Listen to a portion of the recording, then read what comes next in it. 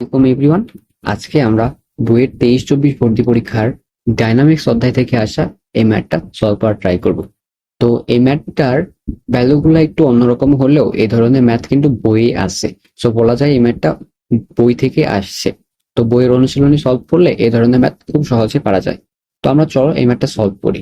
বলা আছে কি দেখো, যে সরি একটু বড় হয়ে গেছে, সরি।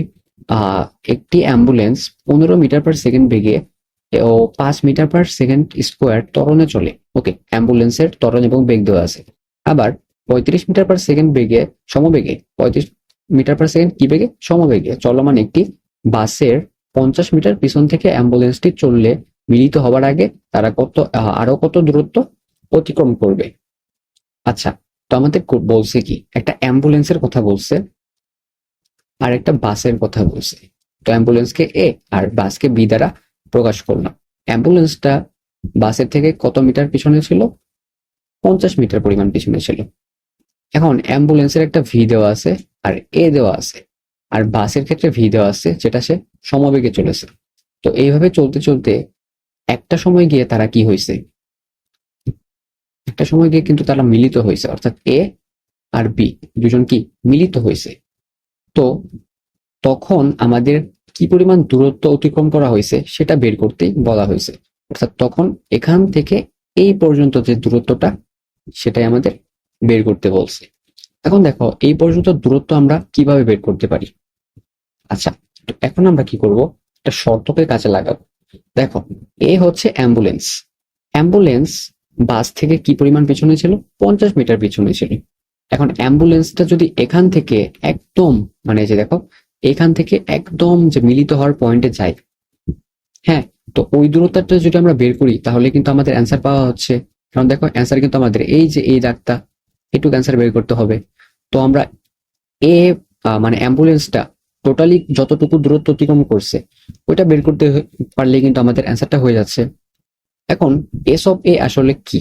এস অফ এ কিন্তু কি অ্যাম্বুলেন্স। তাহলে অ্যাম্বুলেন্স কি এখান থেকে একদম এই পর্যন্ত গেছে।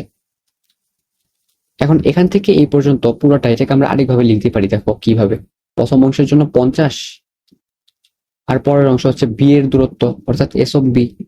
দেখো এটা বুঝতে পারছো কিনা। এস অফ এ যেটা আছে একদম পুরাটা, সেটাকে আমরা দুই ভাগে লিখতে পারি। প্রথম অংশে 50 আর পরের অংশে যে এই অংশটা সেটা কি বি, অর্থাৎ বাস যতটুকু দূরত্ব অতিক্রম করছে সেটাই। এখন আমরা ধরবো কি, টি সময় পরে গিয়ে তারা মিলিত হয়েছে।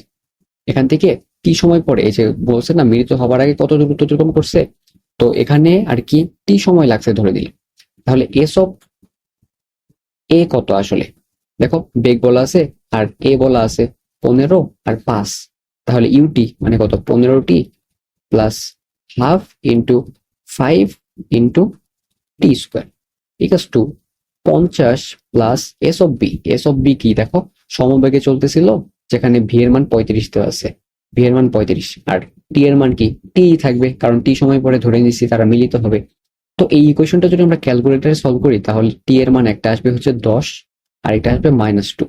বাট -2 কিন্তু আমাদের কি নেওয়া যাবে না, এটা কিন্তু গ্রহণযোগ্য হবে না -2টা। তো টি এর মানটা আমাদের ইউজ করতে হবে কি 10। তো আমরা সময়টা পেয়ে গেলাম, অর্থাৎ এখান থেকে যাওয়ার সময় মিলিত হওয়ার যে সময়টা সেটা হচ্ছে 10 সেকেন্ড আমরা পেয়ে গেছি। তো এখন আমরা কি করব, দূরত্বটা বের করব। আমরা বলছিলাম কি এ অর্থাৎ অ্যাম্বুলেন্স যেটা আছে এইটা টোটালি যে দূরত্বটা অতিক্রম করছে সেটাই কিন্তু অ্যান্সার। তাহলে এস অফ এ আসলে কি u t plus half T square, অর্থাৎ 15t plus half into 5 into টি স্কোয়ার। এখন আমরা টি এর মান জানি, অর্থাৎ 15 into 10 plus half into 5 into 10 square. এটা সলভ করলে আসবে হচ্ছে 400 মিটার। তো এটাই হচ্ছে আমাদের কাঙ্ক্ষিত অ্যান্সারটা। তো এই ধরনের ম্যাথটা আশা করি বুঝতে পারছো। তো এই ম্যাথে চিত্রই হচ্ছে আসল। চিত্র বের করার পরে আমাদের দুইটা ভাগে ভাগ করে নিতে হবে। এরপর আমাদের কি করতে হবে, সময়টাকে ধরে নিতে হবে। অ্যান্ড সময়টাকে টি ধরে আমাদের একটা ইকুয়েশন সলভ করে টি এর মানটা বের করতে হবে। টি এর মানটা বের করলে কিন্তু আমাদের কাজ একদমই শেষ। তারপরে শুধুমাত্র টি এর মানটা বসিয়ে দিলে অ্যান্সারটা পাওয়া যাবে। অ্যান্ড এই ম্যাথের অ্যান্সার হচ্ছে 400। আশা করি এই ম্যাথটা তোমরা বুঝতে পারছো। অ্যান্ড তোমাদের কোনো সমস্যা থাকলে কমেন্ট বক্সে জানাতে পারো। আসসালামু আলাইকুম এভরিওয়ান।